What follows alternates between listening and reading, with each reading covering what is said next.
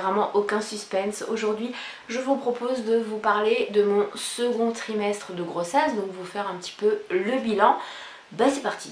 Elle va se dérouler en 4 parties. La première, une intro où je vous rappelle 2-3 petites choses. La seconde partie, ça va être en fait le bilan proprement dit, les symptômes, comment j'ai vécu mon deuxième trimestre, etc.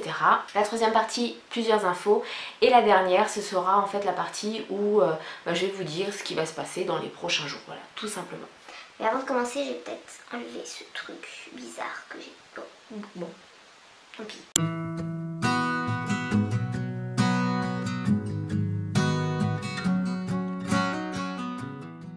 Dans une des dernières vidéos grossesse que je vous ai fait, je vous avais demandé si ça vous intéresse que je vous fasse une vidéo astuce, petit budget, vraiment les bons plans quand on attend un bébé ou qu'on a un enfant pour payer moins cher pour la nourriture, pour la puériculture, pour les meubles, pour les vêtements, etc. Donc j'attends toujours d'avoir vos retours en commentaire pour pouvoir vous faire ou non cette vidéo.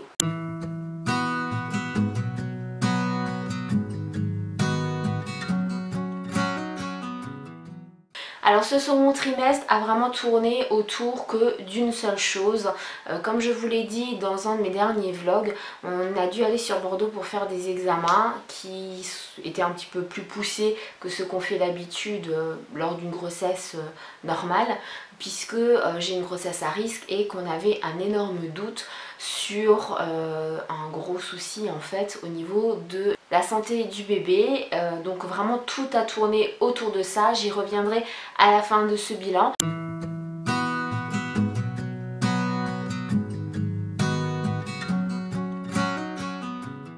Alors normalement le second trimestre c'est le trimestre où on commence vraiment à prendre du poids. Pour ce qui est de mon cas, ben non, je n'ai toujours pas pris de poids, j'ai pris ici, c'est vous mentir, vous dire que j'ai pas pris de poids, puisque j'ai pris 1 kg, c'est juste que je me suis aperçue que l'ayant pris milieu du 6e mois, ce kilo, eh bien c'est tout simplement le poids du bébé. Voilà, donc c'est pas moi qui a pris du poids, c'est vraiment juste le bébé qui grandit tout simplement. Donc c'est vrai que... en réalité j'ai toujours pas pris de poids. Alors ça m'inquiète pas plus que ça, c'est plus que ça me chagrine. Je serais rassurée si je prenais 3-4 kilos, voilà. Pour moi, ma conscience à moi, pour me dire que voilà, j'ai quand même pris un peu de poids durant la grossesse, mais que ce soit le gynécologue, que ce soit les professeurs que j'ai vus lors des examens sur Bordeaux ou que ce soit la sage-femme, ils me disent tous la même chose, que ce n'est pas grave si je ne prends pas du poids. Le principal, c'est surtout de ne pas en perdre. Donc, pour l'instant, rien d'alarmant. On prend également du ventre durant ce second trimestre. Alors là, pour le coup, oui, j'en ai pris. J'ai pris quand même pas mal de volume au niveau du ventre. Et je suis super contente parce que à défaut de prendre du poids, je prends du ventre. Je trouve ça plutôt harmonieux et on voit bien que je suis enceinte et j'adore ça. Je kiffe ma grossesse, mais un truc de fou. Donc c'est vrai que ouais, j'ai pris pas mal de ventre. Je pourrais pas vous dire en centimètres. J'aurais peut-être dû commencer dès le début de la grossesse. Je l'ai pas fait, tant pis. En tout cas, tout se passe bien. Je prends du ventre comme il faut. J'en prends pas trop, j'en prends pas trop peu. C'est juste ce qu'il faut en fait. Je prends également du ventre parce que l'utérus grandit, ça de toute façon c'est inévitable, étant donné que à partir du 6e mois, l'utérus a quand même à peu près la grandeur d'un ballon de foot. C'est pas rien, quand même. Quand je m'imagine un ballon de foot à la place de mon ventre, je me dis qu'une fois que j'aurai accouché, je serai peut-être plus mince qu'avant d'être enceinte. Les problèmes dentaires, c'est quelque chose que j'ai eu vraiment là à la fin du second trimestre. Mais vraiment, enfin ça n'a pas été des gros soucis dentaires, c'était un peu plus mal à une ou deux dents qu'il faudrait que je me fasse soigner. Mais c'est aussi surtout parce que je mange plus sucré, je mange plus de choses qui attaquent les dents en fait tout simplement. Donc c'est tout à fait normal. Symptômes beaucoup moins glamour, mais vraiment, j'ai la poitrine qui tombe un petit peu. C'était déjà quelque chose dont je vous avais parlé au premier trimestre. Là c'est toujours le cas. Donc bon, pour les personnes qui ne savent pas, je ne porte plus de soutien-gorge depuis quasiment 3 ans. Ma poitrine était remontée par le fait en fait de ne plus porter de soutien-gorge. Elle était beaucoup plus ferme, etc. Et là je retrouve la poitrine que j'avais avant d'enlever le soutien-gorge. Voilà, donc une poitrine plus ferme du tout. Voilà, bon, c'est pas grave. hein, c'est vraiment pas quelque chose de catastrophique. Une fois que j'aurai accouché, je reprendrai le sport et ça se remettra en place totalement normalement. Mais c'est vrai que pour s'habiller, eh bien c'est un petit peu plus délicat, on va dire, qu'il y a quelques temps, puisque étant donné qu'elle a repris sa position initiale, donc pas ferme du tout, c'est pas super génial. On passe vraiment au moment phare de ce second trimestre, ce sont les premiers mouvements de bébé. Vraiment je suis super heureuse puisque pour ma première grossesse je ne sentais absolument pas mon fils bouger, je ne l'ai jamais senti bouger. Apparemment c'est normal, il y a des femmes qui durant la première grossesse ne sentent absolument rien et pour le second tout est décuplé, c'est mon cas et je suis super heureuse parce que je la sens vraiment bouger tous les jours, plusieurs fois par jour et ça commence à prendre un rythme régulier, donc elle commence un petit peu à avoir son rythme à elle. C'est ce que doit faire logiquement le bébé aussi au courant du second trimestre et elle doit beaucoup plus le mettre en place au troisième trimestre. Et c'est vrai qu'elle a un cycle qui est quand même plutôt régulier, donc j'espère qu'elle continuera comme ça par la suite. Elle bouge bien, mais il y a des moments où elle bouge peut-être un peu trop, limite elle fait quand même bien mal à maman. Et donc du coup on a trouvé le seul truc en fait qui la calme, c'est de sentir la main de son papa, donc de mon chéri, sur le ventre. On repasse dans le glamour, comme je vous l'ai dit au premier trimestre, on peut des fois avoir des soucis de constipation. Moi je sais que j'ai réussi à éviter vraiment ce gros problème grâce à des astuces que la sage-femme m'avait données et grâce à l'acupuncture. Mais là au second trimestre, eh bien c'est revenu à la charge, mais puissance 3000.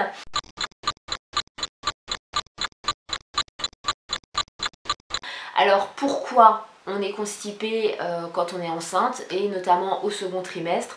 C'est tout simplement parce que bébé prend beaucoup plus de place et là on reste dans le glamour. Comme bébé prend beaucoup plus de place et que l'utérus prend plus de place, forcément il y a moins de place pour le reste, que ce soit pour les organes ou pour vraiment le reste. Et donc du coup ça a plus de difficultés en fait à trouver le chemin de sortie. Les crampes sont arrivées et alors là les crampes et les douleurs en tout genre. Les crampes c'est essentiellement dans les jambes mais surtout dans les pieds et surtout la nuit. J'ai eu également pas mal de douleurs ligamentaires, mais c'est normal puisqu'il y a tout qui évolue, il y a tout qui grandit, également l'utérus, donc c'est tout à fait normal.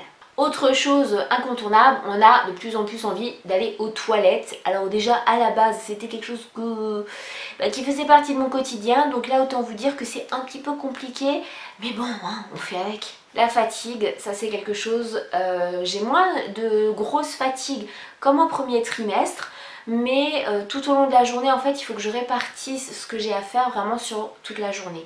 Exemple, le ménage, je le faisais avant en une demi-heure le matin et en une fois, là c'est souvent étalé sur toute la journée parce que je n'y arrive pas. Voilà, j'arrive plus à faire les choses, à être en activité sur une longue période, si je peux dire, une longue durée. Même si une demi-heure c'est totalement relatif et quand même plutôt assez court, mais moi je n'y arrive plus. Donc c'est vrai que j'étale tout au long de la journée. Et dans cette fatigue ou ces difficultés en fait à faire les choses en une fois, il y a également les choses que j'ai de plus en plus de mal à faire, les choses bénins qu'on fait tous et qui deviennent très embêtants, comme par exemple s'habiller, notamment pour les chaussettes et les chaussures. Ça devient compliqué parce que le ventre prend beaucoup de place et à chaque fois que je me plie ou que je me baisse, ça me fait vraiment super mal. Je sens que, que le bébé est vraiment compressé. Et enfin le dernier point, je vous l'avais dit en début de vidéo, ce second trimestre a vraiment tourné autour de deux choses, les mouvements du bébé, mais surtout cette grosse interrogation qu'on avait par rapport à la santé du bébé. Donc je ne rentrerai pas dans les détails parce que j'ai tout simplement pas envie de vous en parler pour l'instant en vidéo. Je ne sais pas si je le ferai un jour, j'en sais rien. Voilà, il y a eu pas des gros soucis, mais on a eu des résultats qui n'étaient pas bons du tout au 3e mois de grossesse. Et on a eu la possibilité de faire des examens poussés et avoir des réponses qu'au 6e mois. Donc pendant un peu plus de 3 mois, on était vraiment dans l'interrogation, dans le stress permanent. Et je dois dire que ça a un petit peu entaché ma grossesse jusqu'à présent, puisque là j'entame mon 7e mois, donc on peut dire que j'ai eu la moitié pour l'instant de ma grossesse qui n'était pas top à cause de ce souci-là. L'autre moitié, je l'ai passé couché sur le canapé, donc c'était pas vraiment super top. Et là je dois dire que c'est une énorme pression en moins. Vous avez été beaucoup à me soutenir sur les réseaux, notamment sur Instagram, quand je vous ai publié un post où je vous disais que voilà, c'était le jour J, qu'il fallait aller faire les examens, qu'on avait très peur, que toute notre vie allait certainement changer suite à ces examens-là. Et on est heureux vraiment tout simplement qu'il n'y ait que du positif qui ressort de tout ça, qu'elle soit en bonne santé.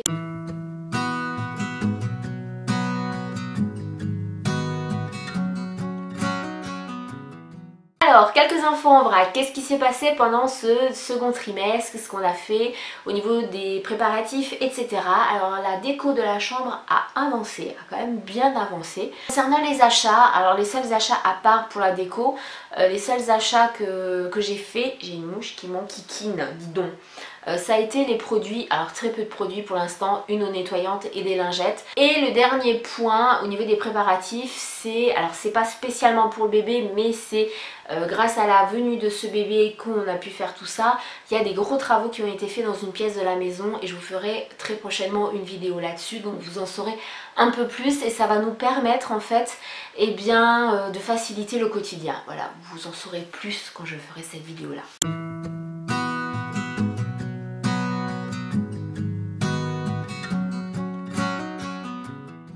Prochain jour, qu'est-ce qui va se passer? J'aurais dû me mettre confortablement en fait dedans depuis le début. Alors les prochains jours, là ça va être surtout la prise de rendez-vous pour la maternité, puisque vu que j'ai commencé mon 7e mois, je vais ce mois-ci avoir mon dernier rendez-vous avec mon gynécologue et le dernier rendez-vous avec la sage-femme, étant donné que à partir du 8e mois, le 8e et 9e mois, c'est à la maternité que ça se passe. Donc ce mois-ci ils vont me donner mon dossier, que je puisse tout transmettre à la maternité.